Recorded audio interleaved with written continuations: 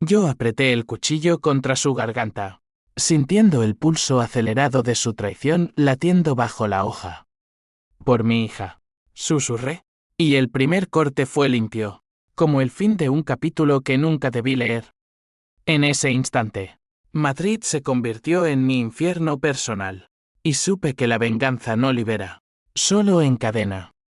La sangre se extendió por el suelo de mármol como un río de acusaciones mudas, y yo, con las manos temblando no de remordimiento sino de una rabia que ardía como ácido, lo vi jadear por última vez. Mi mejor amigo, el hombre que juró protegerme, yacía allí, un cascarón vacío de mentiras. Pero no fue el final, fue el comienzo de mi caída. Porque en la ciudad de los reyes, los traidores siempre regresan como fantasmas. Madrid, esa bestia de hormigón y neón que devora sueños con la misma avidez que un lobo a su presa, me había masticado hasta los huesos. Me llamo Javier Ruiz, y hace 10 años era un hombre diferente, un arquitecto prometedor, casado con Elena, la mujer cuya risa podía iluminar las noches más oscuras de la capital. Teníamos una hija, Lucía, de ojos grandes y curiosos que prometían conquistar el mundo. Vivíamos en un ático en Chamberí, con vistas a la Gran Vía, donde el bullicio de la ciudad parecía un himno a nuestras ambiciones compartidas. Todo cambió una noche de tormenta en el verano del 2015. Yo acababa de firmar el contrato más grande de mi carrera. El diseño de un complejo residencial de lujo en las afueras, financiado por la constructora de mi mejor amigo, Carlos Mendoza. Carlos y yo nos conocíamos desde la universidad, éramos como hermanos. Él, el hijo de un empresario textil de Toledo, siempre había sido el carismático, el que cerraba tratos con una sonrisa y un vaso de Rioja en la mano. Yo era el soñador, el que trazaba líneas en papel que se convertían en edificios que tocaban el cielo. Esa noche, Elena y Lucía volvían de una cena con amigas en el centro. La lluvia azotaba el parabrisas como latigazos de un dios enfurecido. Carlos me llamó desde su oficina en el Paseo de la Castellana. Javi, ven rápido. Hay un problema con los planos. Ignoré la llamada. Estaba exhausto, hundido en el sofá con un whisky en la mano, soñando con las vacaciones que nos tomaríamos en la Costa Brava. Horas después, el teléfono sonó de nuevo. No era Carlos. Era un policía, con voz ronca por el tabaco y la fatiga. Señor Ruiz, lamentamos informarle. Accidente en la 6. Su esposa y su hija. No lo consiguieron. El mundo se derrumbó en ese instante. Corrí al Hospital La Paz, donde el olor a desinfectante se mezclaba con el hedor metálico de la muerte. Elena yacía en una camilla, su rostro pálido como la porcelana que tanto amaba, con un hematoma púrpura en la sien. Lucía, mi pequeña de 7 años, parecía dormir, pero sus labios azules contaban otra historia. El conductor ebrio, un repartidor de paquetes que se saltó un semáforo, había muerto en el acto. Pero eso no era todo. El informe forense mencionaba residuos de frenado defectuoso en el coche de Elena. Un fallo en los frenos. Fui a ver a Carlos al día siguiente, con el corazón hecho trizas. Él me abrazó en su despacho, con vistas a los jardines del Retiro, y juró: Javi, lo siento tanto. Usaré todos mis recursos para investigar esto. Tu familia era la mía. Lloramos juntos. O al menos yo lloré, sus ojos estaban secos, como pozos vacíos. Semanas después, el veredicto: sabotaje.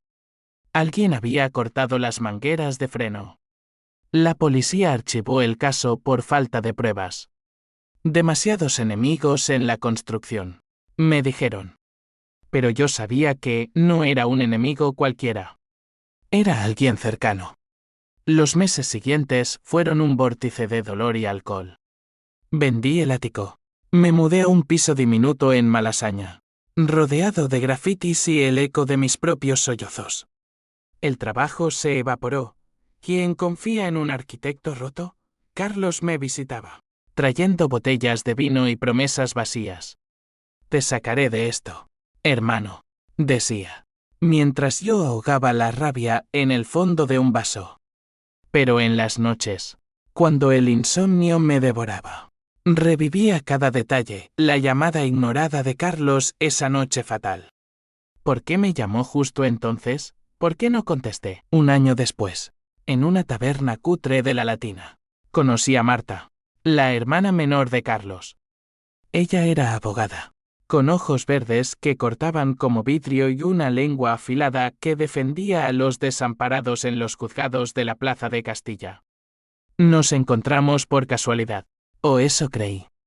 Mi hermano habla mucho de ti, dijo, mientras compartíamos una tortilla de patatas y un tinto de la casa. Dice que eres el mejor, pero que el duelo te está matando. Hablamos hasta el amanecer, y por primera vez en meses, sentí algo más que vacío. Marta era el puente que no sabía que necesitaba una aliada en mi guerra silenciosa contra el pasado. Pero el pasado no se queda callado. Una noche, mientras rebuscaba en mis cajas de recuerdos esos restos de una vida destrozada, encontré un USB oculto en el cajón de Elena. Lo inserté en mi viejo portátil, y allí estaba, correos electrónicos. Entre ellos, uno de Carlos a un taller mecánico en las afueras de Toledo. Aseguraos de que los frenos folen en el próximo servicio. Discreción absoluta. El pago vendrá después. Mi sangre se heló. Otro correo. De Elena a mí. No enviado, Javi. Carlos me ha ofrecido un ascenso en su empresa. Pero hay algo raro. Dice que los planos del proyecto son suyos ahora. Te lo contaré todo cuando vuelva. La traición me golpeó como un mazazo. Carlos no solo había robado mis diseños para ascender en la jerarquía de su padre, el magnate de la construcción, había orquestado el sabotaje para silenciar a Elena, quien lo había descubierto. Mi esposa, mi hija, sacrificadas por su ambición desmedida. Vomité en el suelo, y luego, con manos que no reconocía como mías, planeé mi respuesta. No iría a la policía. Ellos lo protegerían, con su apellido Mendoza como escudo. No, esto sería personal. Justo. Inmortal. Marta se convirtió en mi confidente involuntaria. Le conté fragmentos, probándola. Carlos es un hijo de puta, dijo una noche, mientras fumábamos en el balcón de su piso en Chueca, con el skyline de Madrid parpadeando como un mentiroso. Siempre lo supe. Pero tú eres mejor que esto, Javier. La besé entonces. Un beso nacido del despecho y la soledad. Y ella respondió con una pasión que quemaba. Pero en mi mente, ella era la llave, la hermana que podía abrir las puertas del Imperio Mendoza. El primer paso fue sutil. Me infiltré de nuevo en el mundo de Carlos, fingiendo redención. He encontrado paz, le dije en una cena en el botín, donde el jamón ibérico se derretía en la lengua como promesas falsas. Quiero volver al proyecto. Él sonrió, esa sonrisa de tiburón que ahora veía por lo que era, depredadora. Bienvenido a casa, hermano. Me asignó un rol menor, pero suficiente para acercarme a su vida. Observé cómo maltrataba a su esposa, Isabel, una mujer frágil que coleccionaba rosarios y secretos. Y a su hijo, Diego, un adolescente rebelde de 16 años que odiaba a su padre tanto como yo empezaba a odiarlo. La venganza se cocinaba a fuego lento. Empecé por lo pequeño, filtré rumores en los círculos de la élite madrileña. Susurros sobre irregularidades en los contratos de Mendoza Construcciones. Dinero sucio. Sobornos a funcionarios en el ayuntamiento. Nada que lo hundiera de inmediato, pero suficiente para que las grietas aparecieran. Carlos se volvió paranoico, bebiendo más, gritando a Isabel en las cenas familiares a las que me invitaba para demostrar lealtad. Marta, ajena a mis maquinaciones, Se enamoró de mí. Eres mi salvación, me dijo una noche, mientras yacíamos enredados en sábanas que olían a jazmín y traición. Yo la usaba, y el remordimiento me roía como un perro callejero. Pero el odio era más fuerte. Una noche, solo en mi piso, saqué el cuchillo de caza que mi padre me regaló en mi juventud, en las sierras de Guadarrama. Lo afilé bajo la luz fría de la lámpara, imaginando la garganta de Carlos. No actuaría aún. La venganza verdadera no es un golpe, es una sinfonía de dolor. Y Madrid, con sus callejones laberínticos y sus sombras eternas, sería mi escenario perfecto. Los días se convirtieron en una danza macabra de dobles vidas. Por las mañanas, era el Javier reconstruido, reuniones en la Torre de Cristal de Mendoza Construcciones, donde trazaba planos que Carlos firmaba como suyos, robándome el alma pedazo a pedazo. Por las noches, en los bares de Malasaña o en los brazos de Marta, planeaba el siguiente movimiento. Ella era mi ancla y mi debilidad, sus besos me recordaban lo que había perdido, y en esos momentos de ternura, dudaba. ¿Y si lo dejo ir?, me preguntaba, mirando el techo agrietado de su dormitorio. Pero entonces recordaba los ojos de Lucía, abiertos al vacío en esa Morkin Persel, y la duda se evaporaba como humo. Carlos empezó a notar las fisuras. En una junta directiva, donde el aire olía a colonia cara y ambición rancia, me confrontó en el pasillo. Javi, hay rumores. Dicen que estoy jodido con los impuestos. Su aliento apestaba a coñac, y sus ojos, inyectados en sangre, buscaban traición en los míos. Sonreí, esa sonrisa que había practicado frente al espejo hasta que dolía. Rumores son rumores, Carlos. La gente envidia el éxito. Él rió, una risa hueca que resonó en el pasillo como un eco de su propia vacuidad. Pero esa noche, revisé sus correos saqueados, un regalo de un técnico descontento al que pagué con el último dinero de mi herencia, y vi la verdad, deudas millonarias, un yate en Marbella embargado, y una amante en Barcelona que chupaba su fortuna como una sanguijuela. Decidí golpear donde más dolía, la familia. Isabel, la esposa devota, era el pilar frágil de su mundo. La encontré sola en la Catedral de la Almudena, arrodillada ante una virgen de mármol, susurrando plegarias que el eco devoraba. Me acerqué, fingiendo devoción. Señora Mendoza, ¿puedo unirme a su oración? Ella levantó la vista, sorprendida, pero mi rostro, el del amigo leal, la tranquilizó. Hablamos de fe, de pérdidas. Le conté una versión edulcorada de mi duelo. Y ella derramó lágrimas por Elena y Lucía. Carlos nunca habla de ti así, confesó. Dice que eres débil. Le entregué una carpeta sutil, copias de correos que insinuaban la aventura de él. No la verdad completa aún no, solo lo suficiente para plantar la semilla de la duda. Isabel se marchó a su casa esa noche con los ojos enrojecidos. Y al día siguiente, Carlos llegó a la oficina hecho una furia. Mi mujer me acusa de infidelidad. ¿Quién coño le metió esa mierda en la cabeza? Golpeó la mesa de caoba, haciendo volar los planos que yo había dibujado. Mantuve la calma, mi corazón latiendo como un tambor de guerra. Tal vez sea perenoye tuya, Carlos. El estrés. Él me miró, y por un segundo, vi el destello de sospecha. Pero luego se derrumbó, pidiendo un trago. Bebimos juntos, y en el fondo de mi vaso, brindé por su ruina inminente. Marta, mientras tanto, se volvía cada vez más insistente. Cásate conmigo, Javier. Dejemos esta ciudad de locos y vayámonos a Valencia, a la playa. Sus palabras eran un bálsamo, pero yo las rechazaba con excusas, el trabajo, el duelo no superado. En realidad, temía que ella descubriera mi oscuridad.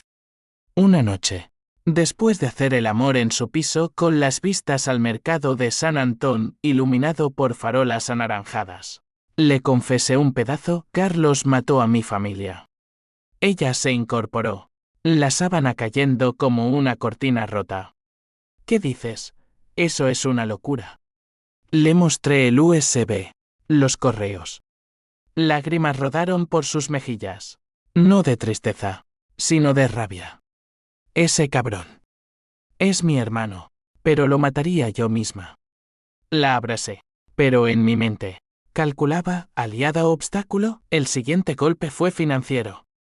Usando contactos en el bajo mundo de la construcción, obreros hartos de los Mendoza que me debían favores de antaño, saboteé un envío de materiales para el proyecto clave de Carlos, el complejo en las afueras.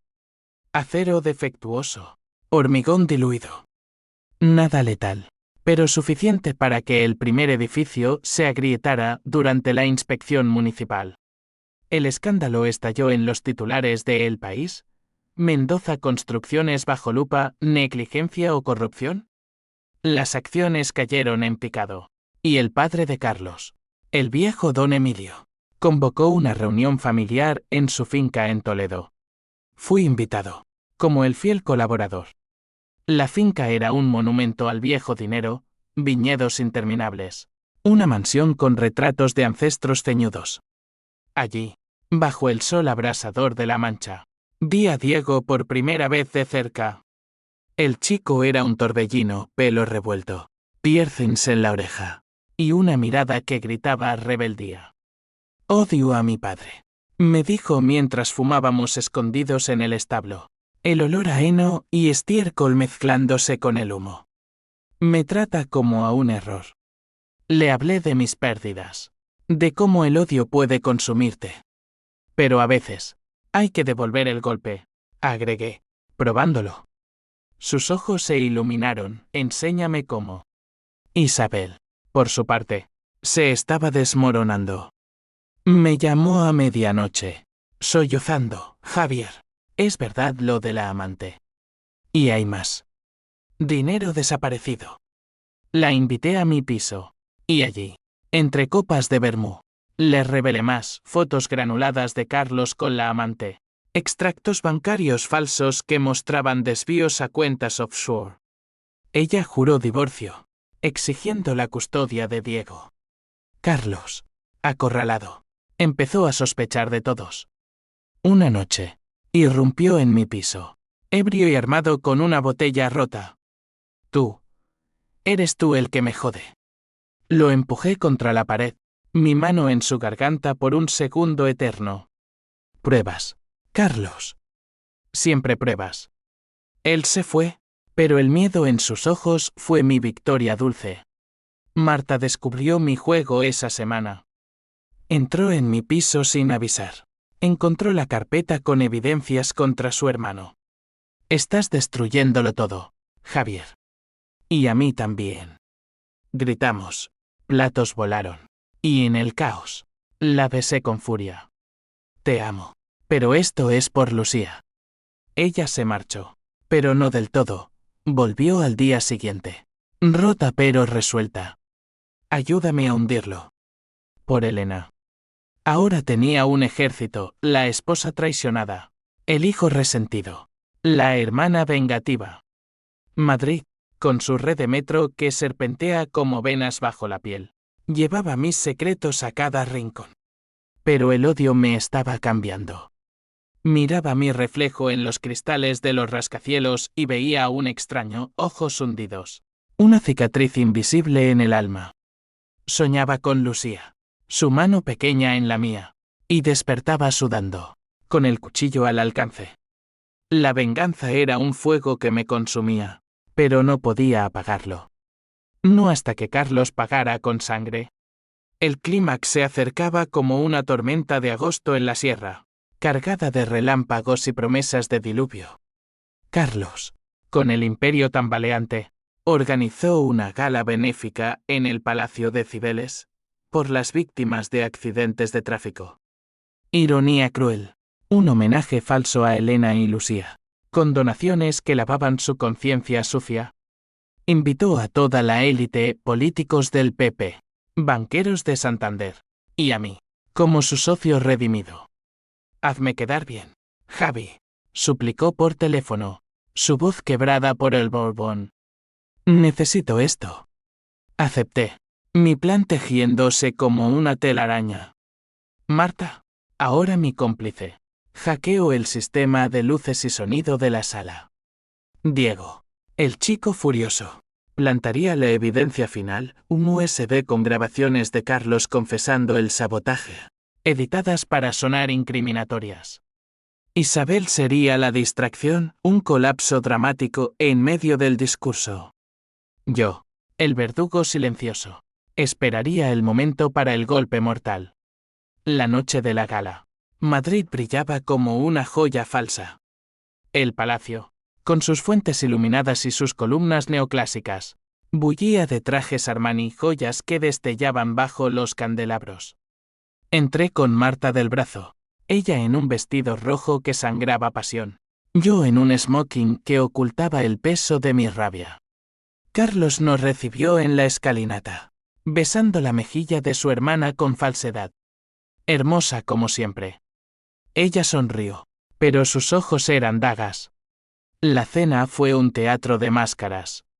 Sentados en mesas redondas, con vistas al ayuntamiento, charlamos de banalidades, el Real Madrid, el calor infernal, las elecciones próximas. Pero bajo la superficie, la tensión crepitaba. Isabel llegó tarde, pálida como un fantasma, con Diego a su lado. El chico me guiñó un ojo. El USB estaba en su bolsillo. Carlos pronunció el discurso, palabras huecas sobre prevenir tragedias, lágrimas de cocodrilo que la prensa aplaudió. Yo apreté el tenedor hasta que mis nudillos blanquearon. Entonces, el caos. Isabel se levantó durante los aplausos, gritando, mentiroso.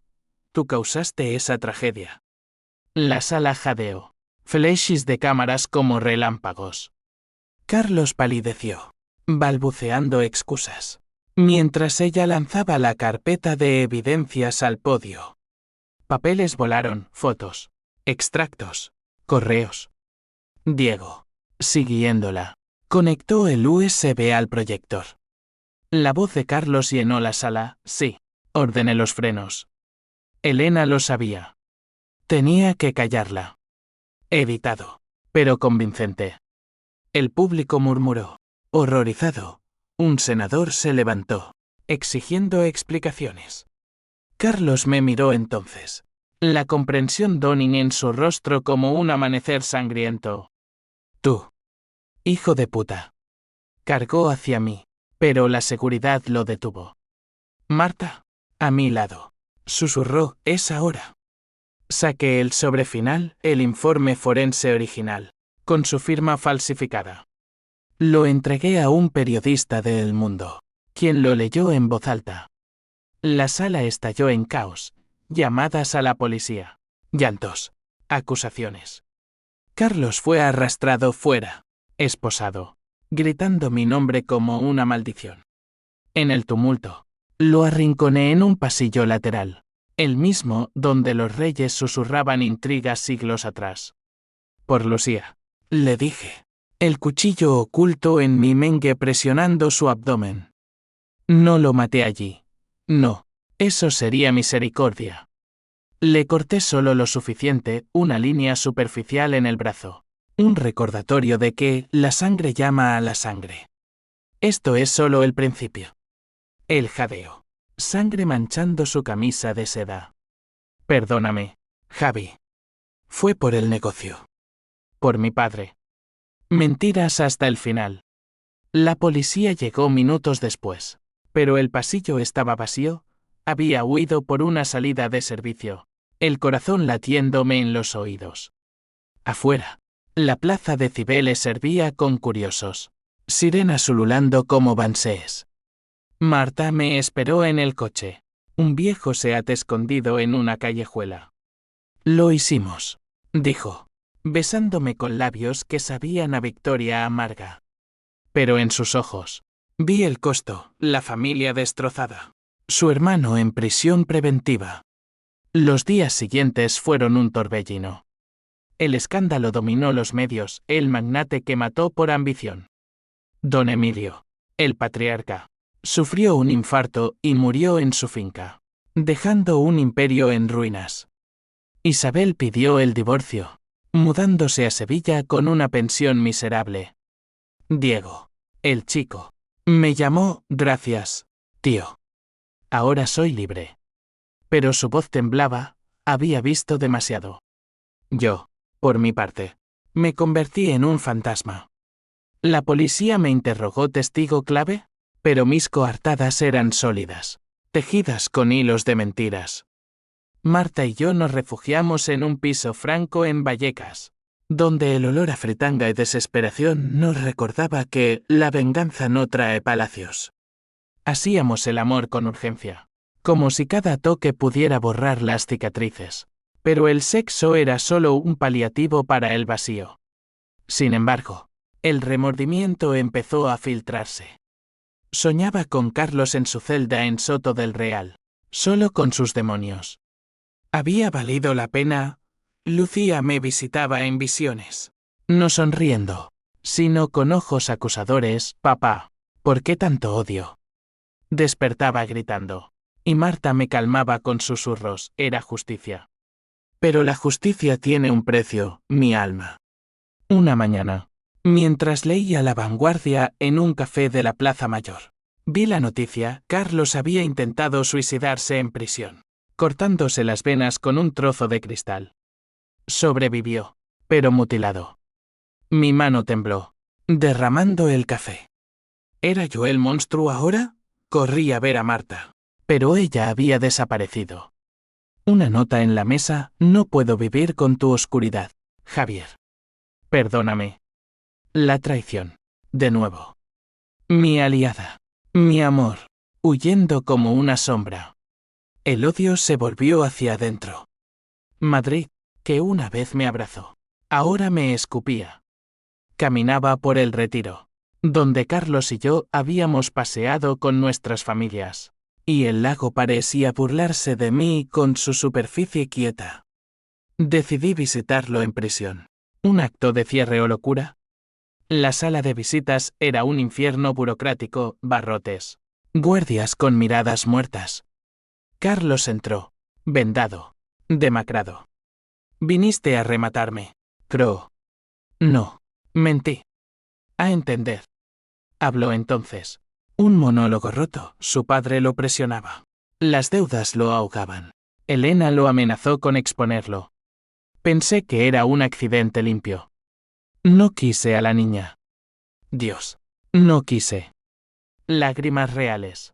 Por fin. Yo lo escuché, y algo se quebró en mí.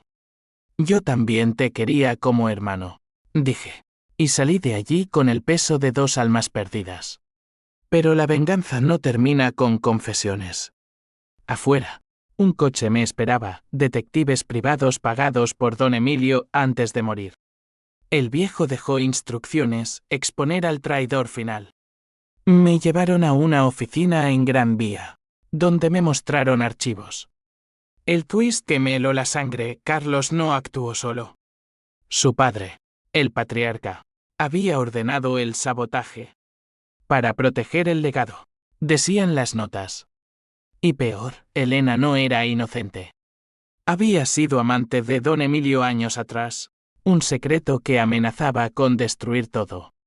Mi esposa, traidora también. El mundo giró. ¿Todo era una telaraña de mentiras? Corrí a las calles, lluvia cayendo como lágrimas divinas, y grité al cielo de Madrid. La venganza, mi faro, se había convertido en un laberinto sin salida. La revelación me dejó tambaleando, como un boxeador noqueado en el ring de la vida. Don Emilio, el hombre que idolatré como un mentor distante, el que aplaudió mis primeros planos en una cena en su finca, era el arquitecto verdadero del horror. Sus notas, garabateadas en papel con membrete de Mendoza H. Nos, detallaban todo: elimina la amenaza. Elena sabe demasiado. Usa al chico Carlos como chivo expiatorio. Y allí, en un sobrelacrado, una carta de Elena a él, Emilio. Por favor, no le digas a Javier. Fue un error, pero Lucía es inocente. Mi hija. Un daño colateral en un romance podrido.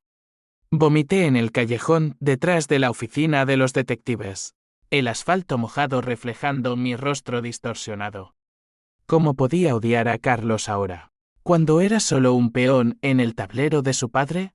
Pero el odio no razona, se clava como una espina.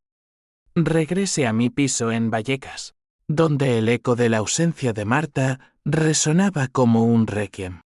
Bebí hasta el amanecer, reviviendo cada traición, la de Carlos, la de Elena, y ahora, la mía propia por no ver la verdad. Decidí confrontar el legado de don Emilio. La finca en Toledo, ahora embargada pero aún custodiada por leales, era el siguiente campo de batalla. Conduje mi viejo Renault por la A42, el paisaje de la Mancha desolado como mi alma. Viñedos marchitos bajo un sol implacable. Llegué al atardecer, el portón de hierro forjado chirriando como un lamento. Un mayordomo anciano, con ojos de quien ha visto demasiados secretos, me dejó pasar. El señor Emilio lo esperaba, murmuró, como si el muerto aún mandara. La mansión estaba vacía, muebles cubiertos de sábanas fantasmales, el aire cargado de polvo y recuerdos. En el estudio, con vistas a los olivos retorcidos, encontré el cofre, cartas, fotos, un diario. Hojeé las páginas amarillentas, la caligrafía temblorosa de don Emilio confesando su debilidad por Elena, contratada como secretaria años atrás. Ella me revivió, pero Ruiz era el obstáculo. Y luego, el golpe final, una prueba de paternidad. Lucía no era mía. Era hija de Emilio. Mi niña, mi luz, sangre de traidores. Caí de rodillas, sollozando como un niño perdido. Todo lo que creí mi familia, mi dolor, era una ilusión. La venganza que urdí contra Carlos era un eco vacío, dirigida al hombre equivocado. Pero en esa ruina, nació un nuevo fuego, no contra Carlos, sino contra el fantasma del patriarca.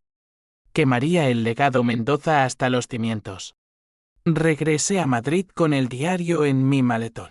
Un arma más letal que cualquier cuchillo. Primero, visité a Isabel en su nuevo piso en Usera, un barrio de inmigrantes y sueños rotos. Ella abrió la puerta con un cigarrillo colgando de los labios. Más delgada, más dura. Javier, ¿qué quieres ahora? ¿Otro clavo en el ataúd de mi matrimonio? Le mostré las páginas. Sus ojos se abrieron como pozos, Dios. Emilio era un monstruo. Juntas, planeamos, ella testificaría contra la herencia, demandando por daños morales. Por Diego, dijo. El chico, ahora en un internado en Salamanca, me escribió, tío, haz que pague. Quiero un futuro sin su sombra. Marta. La busqué en su oficina en la Plaza de Castilla, pero un colega me dijo, su fue a Barcelona. Algo sobre un caso familiar. La llamé. Mensajes desesperados, vuelve. Hay más verdad que compartir. Silencio. En su ausencia, el vacío creció. Un agujero negro que succionaba mi cordura. Me sumergí en el bajo mundo, contacté a ex socios de Emilio. Hombres rencorosos que habían sido despojados de contratos. El viejo nos jodió a todos. Gruñó uno en un bar de lavapiés, rodeado de humo y resentimiento. Les di el diario a cambio de favores, sabotajes financieros, filtraciones a la Guardia Civil. El contraataque de Carlos llegó rápido. Desde la cárcel, usó abogados para demandarme por difamación. Ruiz es un loco vengativo, proclamaban los titulares de ABC. La policía allanó mi piso, encontrando el cuchillo mi imprudencia fatal. Me arrestaron esa noche, esposas frías mordiendo mis muñecas, mientras las sirenas aullaban por las calles de Vallecas. En la comisaría de Puente de Vallecas. Bajo luces fluorescentes que parpadeaban como mi esperanza. Negué todo. Fue autodefensa emocional, dijo mi abogado de oficio, un novato con acento andaluz. Pero el twist mayor vino en la celda. Un guardia me pasó una nota de Marta. Estoy con Carlos. Él me lo contó todo. Lucía era su media hermana. Elena nos unió en la culpa. Perdóname, pero la familia es lo que queda. Traición doble. Mi amor, aliada del enemigo. El odio se volvió autodesprecio. Me corté las venas esa noche. Superficialmente. Solo para sentir algo real. Sobreviví. Transferido a la enfermería, donde un psiquiatra me diagnosticó trastorno de estrés postraumático con ideación suicida. Liberado bajo fianza gracias a un anónimo, quizás Isabel, salí a un Madrid que ya no reconocía. La ciudad había cambiado. El proyecto de Carlos, medio construido, era un esqueleto de hormigón en las afueras, grafiteado con asesinos. Caminé por Gran Vía, multitudes ajenas rozándome como fantasmas. Decidí el golpe final, una conferencia de prensa en el Círculo de Bellas Artes, invitando a todos, periodistas, ex-socios, incluso un emisario de la cárcel para leer la confesión de Carlos. Subí al podio, micrófono en mano, el corazón latiendo como un tambor fúnebre. Esta es la historia de una traición que mató sueños.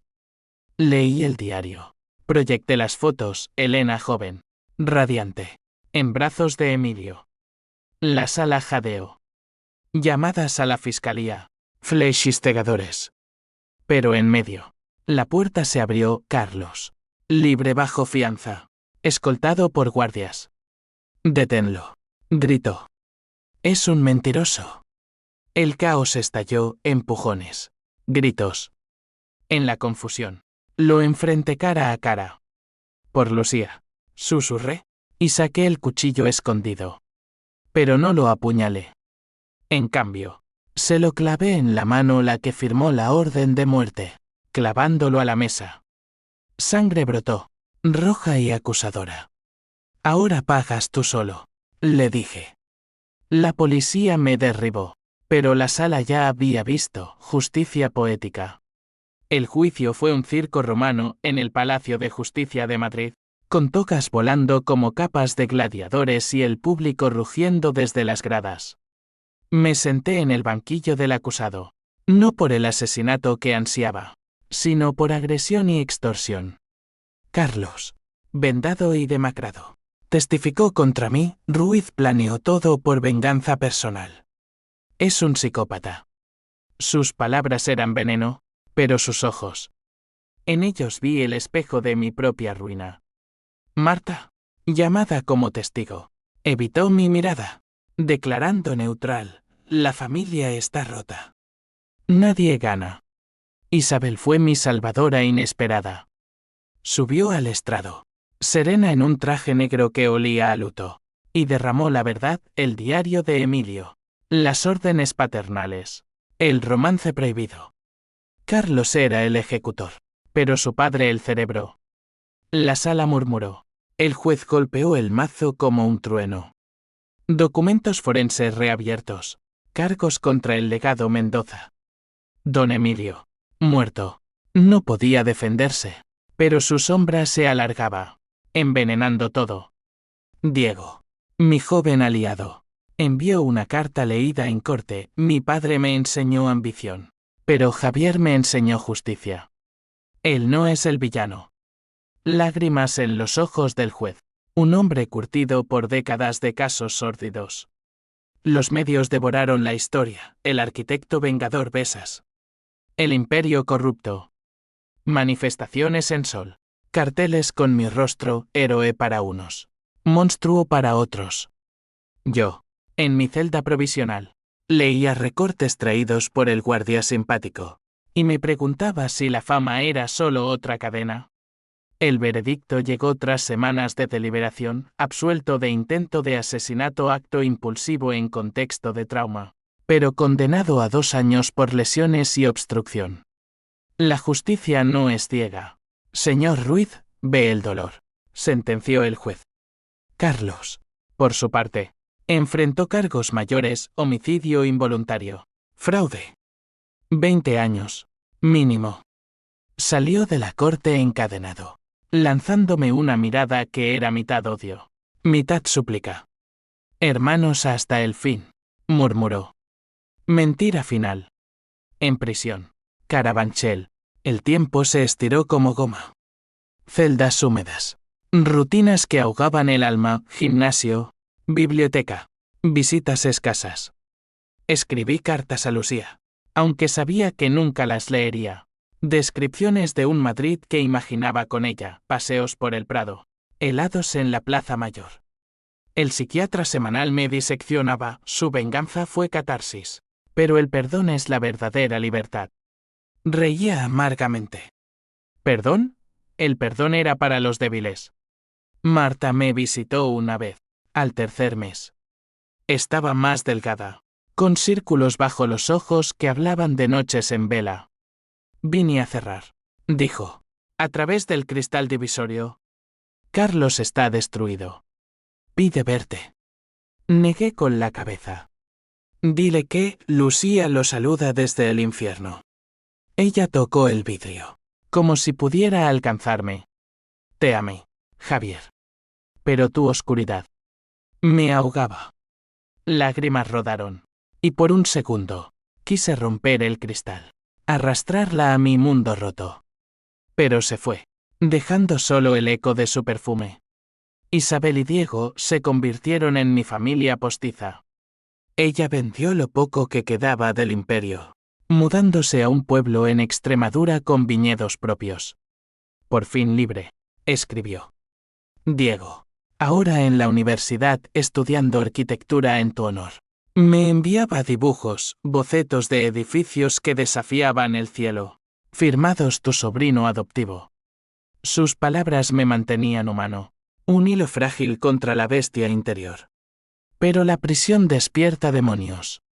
Una noche, en el patio, un recluso, un ex sicario de los Mendoza, me acorraló, el viejo te maldijo desde la tumba. Carlos pagará un precio por tu cabeza. Peleamos bajo las luces amarillas, puños y sangre, hasta que los guardias nos separaron. Terminé en el agujero. 3 días de oscuridad absoluta, donde el odio se volvió introspección. ¿Qué había ganado? Un hermano en la cárcel, un amor perdido, una hija fantasma. La venganza era un ciclo. Yo, ahora, era el traicionado por mi propia mano. Salí en condicional tras 18 meses. Un hombre cambiado, más delgado, con canas prematuras y una cicatriz fresca en la mandíbula de la pelea. Madrid me recibió con indiferencia. La ciudad cicatrizada de mi escándalo, ahora obsesionada con un nuevo escándalo político. Me instalé en un estudio en La Latina, pagado con royalties de un libro que escribí en prisión, Sombras de traición. Un bestseller que catalizaba debates en tertulias de televisión. ¿Héroe o villano?, preguntaban. Yo callaba, dejando que el público decidiera. El reencuentro con Carlos fue inevitable. Lo visité en Soto del Real, bajo un cielo de plomo que amenazaba tormenta. Él había envejecido décadas, pelo gris, ojos hundidos, el brazo herido en cabestrillo permanente. Javi, dijo, voz ronca. Perdóname. Hablamos horas. Confesiones crudas, su miedo al padre. El pánico cuando Elena lo confrontó. El arrepentimiento que lo devoraba. Lucía. La veo en sueños, pidiendo por qué. Le di el collar de Elena, el que encontré en sus pertenencias, una cruz de oro. Llévala tú ahora. Salió, y por primera vez, no sentí odio. Solo vacío. Marta reapareció en mi lectura de libro en la FNAC de Callao.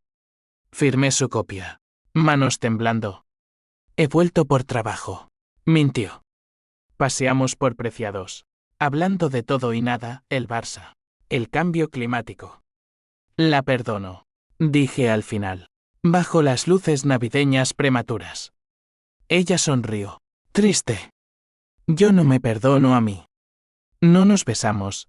El pasado era un abismo demasiado ancho.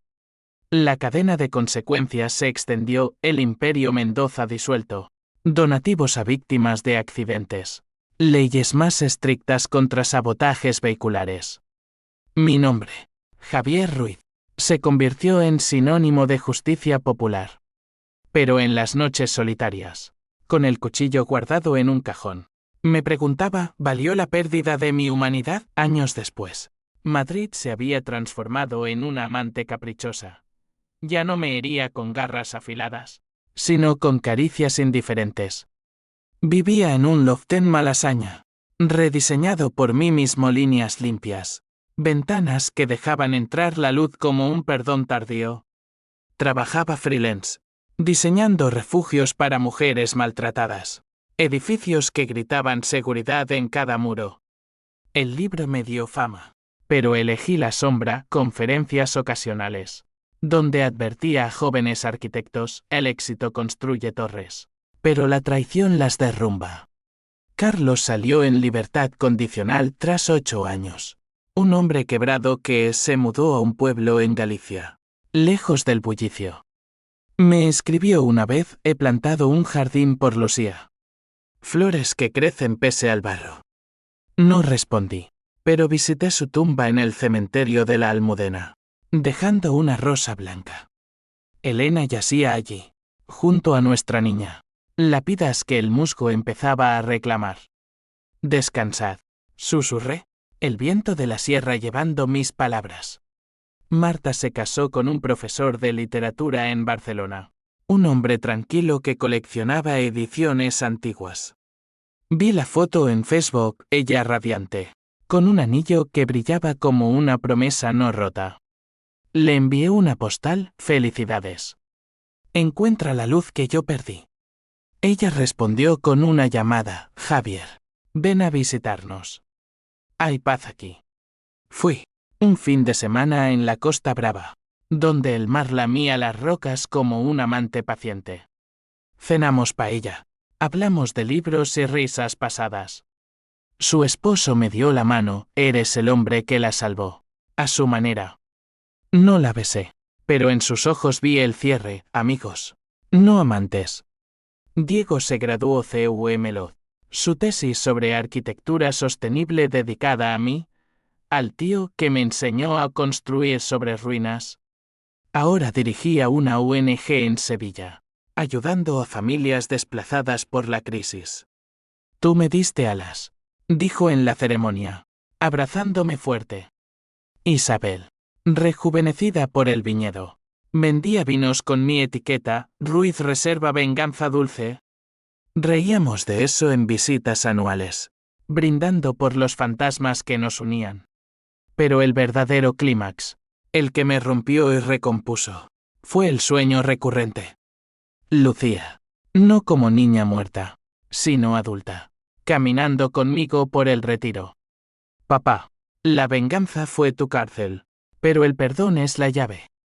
Despertaba con lágrimas, y por primera vez, no tomaba el cuchillo.